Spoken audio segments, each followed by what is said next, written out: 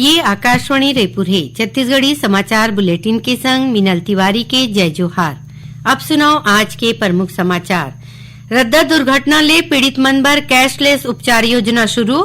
केंद्रीय सड़क परिवहन और राजमार्ग मंत्री नितिन गडकरी ह करीन घोषणा।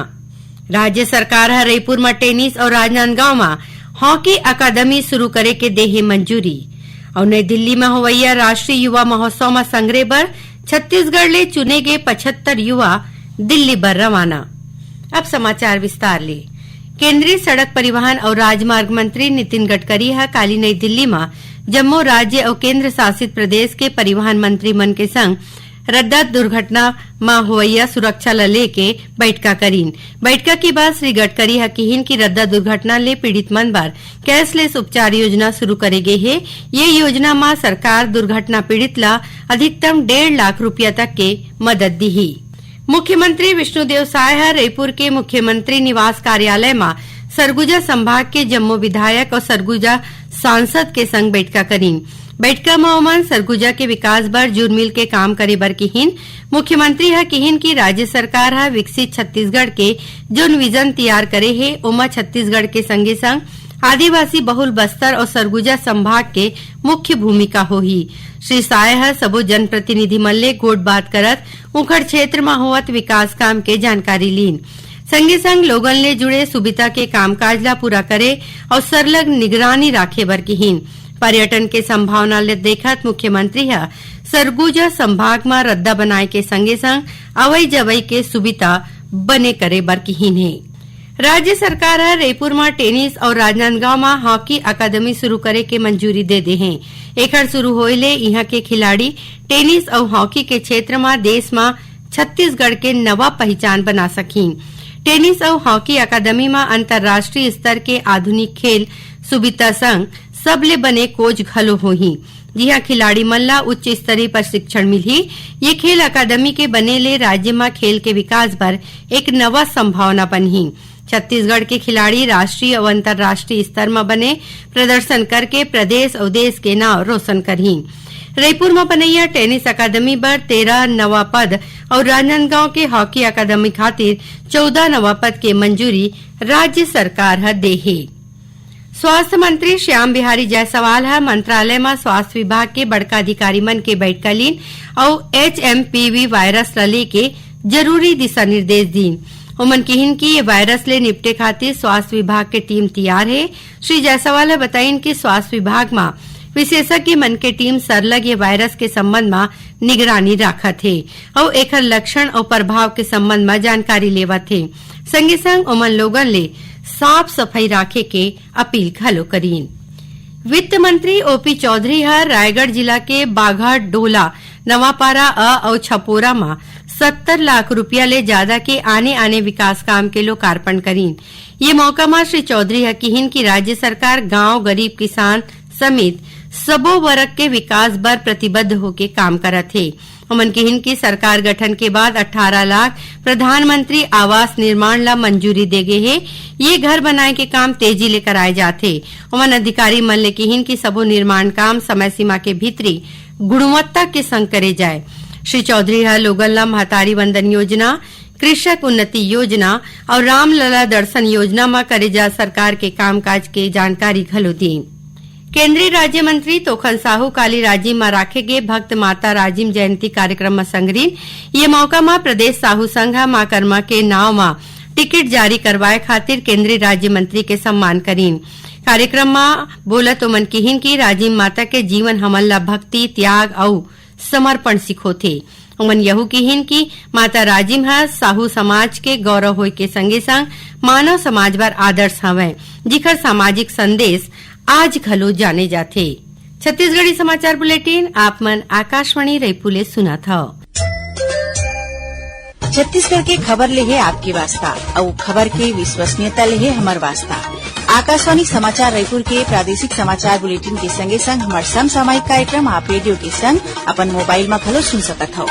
आकाशवाणी समाचार फेसबुक, ट्विटर और यूट्यूब में घलो हावय। हमार फेसबुक पेज हरे Chhattisgarh news on AIR, Twitter handle CGAIR news और हमार यूट्यूब चैनल हरे छत्तीसगढ़ AIR न्यूज। तो अब रेडियो के संगे संग आपके मोबाइल के माध्यम ले हम आप तक पहुँचत हन। छत्तीसगढ़ के हर खबर पर सुनत रहो आकाशवाणी समाचार। अब आगू बढ़बो बाचे समाचार कोती। राज्यपाल रमेन डेकाहा आज राजभवन में भारतीय वन सेवा के 2023 बैच के परिवीक्षाधीन अधिकारी मन ले भेंट करीन। श्री डेकाहा एमन ला बधाई और शुभकामना देवत केहिन कि अपन कर्तव्य के पालन ईमानदारी और अनुशासन के संग करें। ओमन पर्यावरण संरक्षण में जोर देवत वन के सुरक्षा और रखरखाव ला देश के विकास बड़ जरूरी बताइन। राज्यपाल हा परिवीक्षा अधिकारी मन ला अपन काम में नवाचार करे बर प्रेरित घलो करीन। नई दिल्ली के भारत मंडपम में 11 और 12 जनवरी के विकसित Bharat young leader dialogue theme में राखे जात राष्ट्रीय युवा महोत्सव में संग्रह बर छत्तीसगढ़ ले चुने गए 75 युवा दिल्ली रवाना हुईन है। दिल्ली जाए के पहली खेल मंत्री टंकराम वर्मा के रायपुर स्थित निवास में विशेष कार्यक्रम राखे गिस, जेमा मुख्यमंत्री विष्णुदेव साय, विधानसभा अध्यक्ष डॉक्टर रमन सिंह और भाजपा के प्रदेश अध्यक्ष किरण सिंहदेव समेत मंत्री और विधायक शामिल हुईन। ये मौका में मुख्यमंत्री हा युवा मन ले कहिन कि छत्तीसगढ़िया सबले बढ़िया के आत्मविश्वास संग युवा महोत्सव में सुघ्घर प्रदर्शन करें। ये सबो झन ला मुख्यमंत्री और विधानसभा अध्यक्ष समेत राज्य मंत्रिमंडल के सदस्य और विधायक मन हा अपन शुभकामना दीन। छत्तीसगढ़ पुलिस में खुफिया विभाग के प्रमुख एडीजी अमित कुमार ला विशिष्ट सेवा बर राष्ट्रपति पुलिस पदक ले सम्मानित करेगे है। बछर 1998 बैच के आईपीएस अधिकारी अमित कुमार ला ये सम्मान काली नई दिल्ली में केंद्रीय गृह मंत्री अमित शाह दीन। अमित कुमार ला ये सम्मान केंद्रीय प्रतिनियुक्ति में राहत करेगे बने काम बर देगे है। श्री कुमार सीबीआई के संयुक्त निदेशक नीति के पद में घलो काम करे हैं। ओमन मूल रूप ले बिहार के रहवैया हरे। छत्तीसगढ़ में रायपुर, बिलासपुर समेत कई जिला के पुलिस अधीक्षक रहे के संगे संग सीबीआई में 12 बछर तक आने पद में काम करीन है। अंतर विभागीय लीड एजेंसी सड़क सुरक्षा कोती ले प्रदेश में पहली गांव ड्राइवर मन के सम्मान करे बर रायपुर में 24 जनवरी के सारथी सम्मान समारोह राखे जाही। ऐसा ड्राइवर जिखर व्यवस्था बने हवय उखर सम्मान करे जाही। राज्य स्तरीय सरकारी, प्राइवेट, व्यावसायिक और संस्थान ले बने सारथी ड्राइवर मन ले 15 फरवरी तक अंतर विभागीय लीड एजेंसी सड़क सुरक्षा के ईमेल में प्रस्ताव मंगाए गए है। जिला स्तर में क्षेत्रीय परिवहन अधिकारी और यातायात प्रभारी मन ला सम्मानित होइया ड्राइवर मन के नामांकन भेजे जाही। खबर के मुताबिक प्रदेश में 1 ले 31 जनवरी तक राष्ट्रीय सड़क सुरक्षा माह मनाए जाथे।